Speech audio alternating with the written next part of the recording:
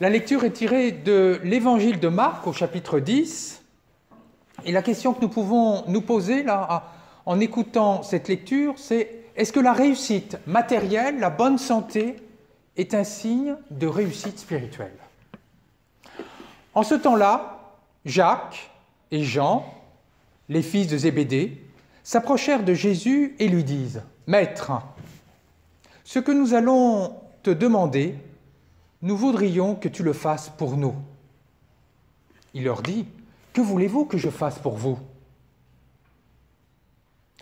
Ils leur répondirent « Donne-nous de siéger, l'un à ta droite et l'autre à ta gauche, dans ta gloire. » Jésus leur dit « Vous ne savez pas ce que vous demandez. Pouvez-vous boire à la coupe que je vais boire, être baptisé du baptême dans lequel je vais être plongé ?» Ils lui dirent « Nous le pouvons. » Jésus leur dit « La coupe que je vais boire, vous la boirez, et vous serez baptisés du baptême dans lequel je vais être plongé. Quant à siéger à ma droite ou à ma gauche, ce n'est pas à moi de l'accorder. Il y a ceux pour qui cela est préparé. » Les 10 autres qui avaient entendu tout cela se mirent à s'indigner contre Jacques et Jean. Jésus les appela et leur dit « Vous le savez, ceux que l'on regarde comme chefs des nations les commandent en maîtres. Les grands leur font sentir leur pouvoir. Parmi vous, il ne doit pas en être ainsi. Celui qui veut devenir grand parmi vous sera votre serviteur.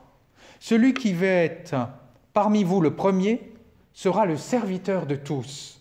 Car le Fils de l'homme n'est pas venu pour être servi, mais pour servir et donner sa vie en rançon pour la multitude. » Est-ce que la réussite matérielle, la bonne santé est un signe de réussite spirituelle? Finalement, quel est notre mobile, notre but quand nous nous engageons dans la vie spirituelle et la vie de l'Église?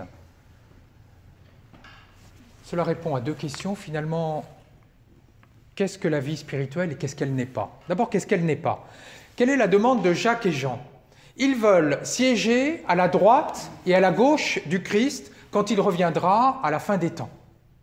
En fait, ils ne veulent pas simplement être assis pour admirer ce qu'il va faire. Non, ils veulent siéger comme on est assis sur un trône.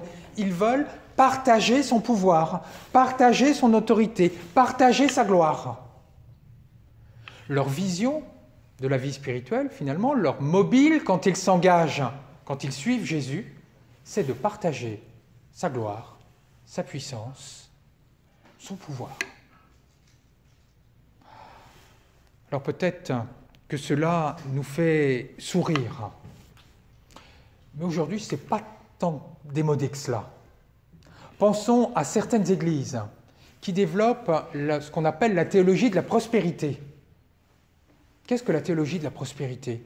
C'est plus tu as la foi, plus tu t'engages dans l'Église, plus tu donnes à l'Église, et plus tu vas être béni par Dieu. Et comment tu peux savoir que tu es béni par Dieu? C'est que tu es en bonne santé, et que matériellement, tout te réussit.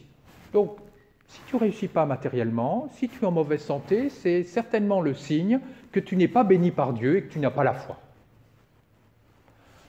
Alors bien sûr, aucun de nous va soutenir, enfin je l'espère en tout cas, soutenir une telle doctrine qui est soutenue par peu d'églises en Occident, mais quand même, est-ce qu'il ne nous est pas arrivé, quand nous prions, de dire « Seigneur, guéris mon proche qui est malade, fais que je réussisse cet examen. » Et puis sous-entendu, on ne le dit pas, mais quand même, je vais à l'église, hein, je suis engagé, donc tu me dois bien ça, Seigneur. On ne le dit peut-être pas aussi clairement, mais moi je dois confesser qu'il m'est arrivé de le dire assez clairement.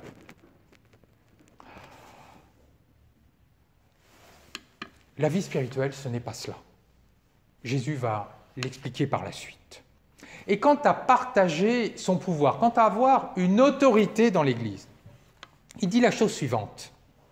Il y a ceux à qui cela a été préparé. C'est ce qu'on appelle un passif divin. C'est-à-dire que Dieu a préparé certaines personnes à exercer son autorité dans l'Église. L'autorité, c'est un choix de Dieu. Finalement, l'Église ne fait que discerner les personnes, moi c'est ce qu'elle devrait faire, discerner les personnes qui sont appelées à exercer une autorité. Que tu sois pasteur, que tu sois conseiller presbytéral, que tu sois président de région, évêque, pape, qu'importe. Cela ne doit pas être une course à l'ego, une volonté de la personne de manifester son ego, mais cela doit être un appel du Seigneur.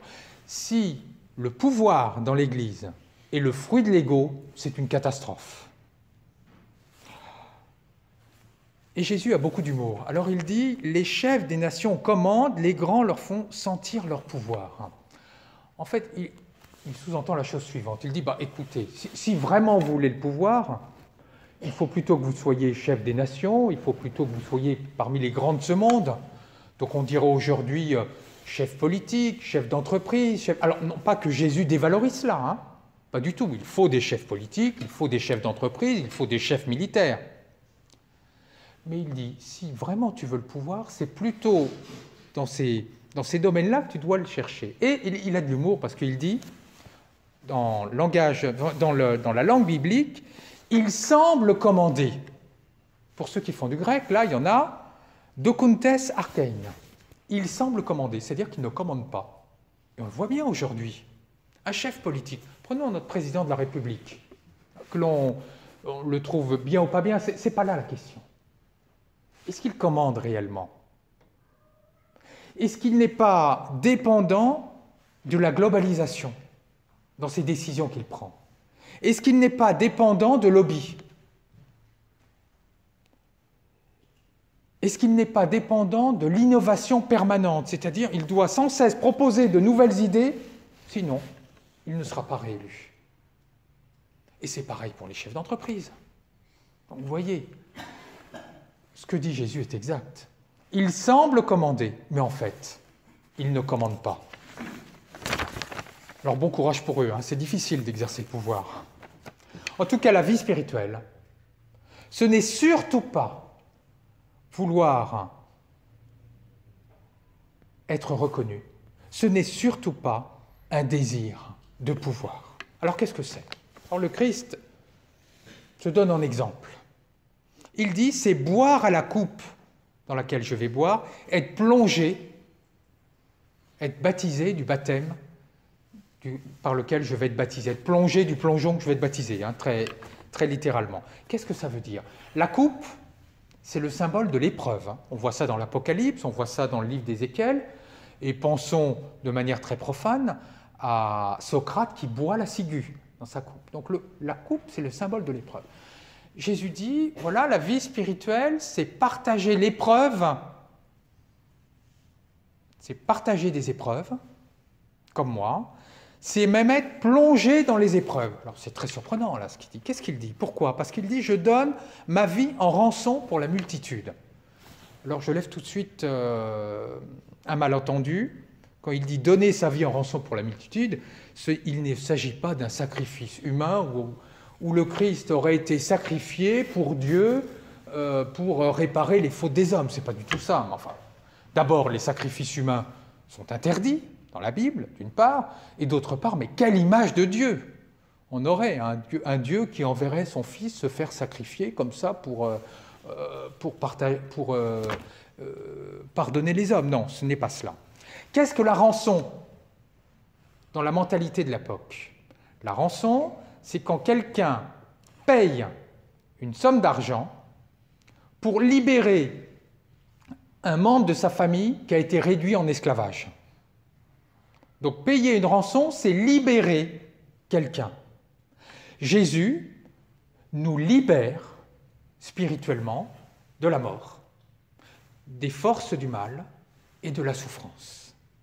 C'est cela qu'il dit, pour que nous puissions retrouver notre dignité originelle qui est notre divinité.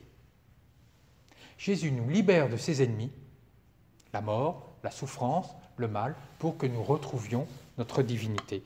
Et pour cela, qu'est-ce qu'il a fait? Il a prêché la conversion, et ça n'a pas été compris, et il en est mort. Il a donné sa vie pour cela. Donner sa vie, toujours dans le langage biblique, donner sa vie, qui donne sa vie? L'expression de l'époque, c'est pour un soldat qui est prêt à donner sa vie pour la cité. Jésus, en quelque sorte, il a donné sa vie pour que nous retrouvions notre dignité.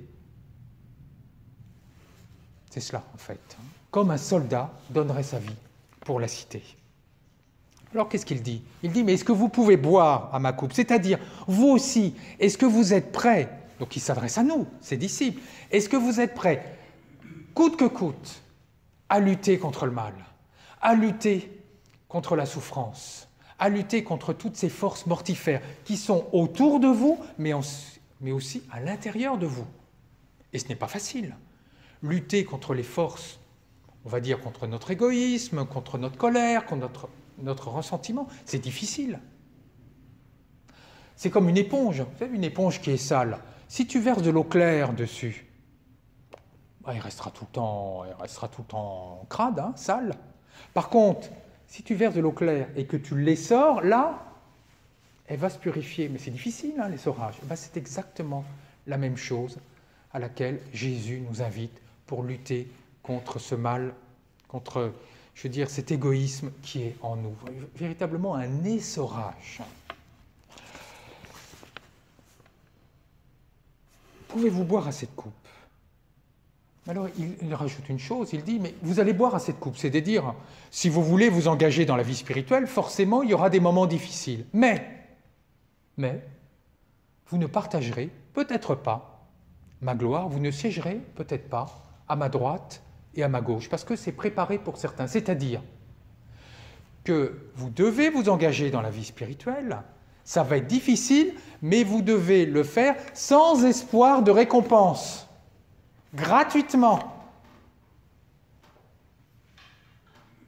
Et c'est la question qu'il nous pose. Quand tu vas à l'église, quand tu t'engages dans la vie spirituelle, est-ce que tu le fais vraiment pour Dieu, gratuitement? De surcroît, le bonheur, la paix viendront. Mais d'abord, est-ce que tu le fais gratuitement?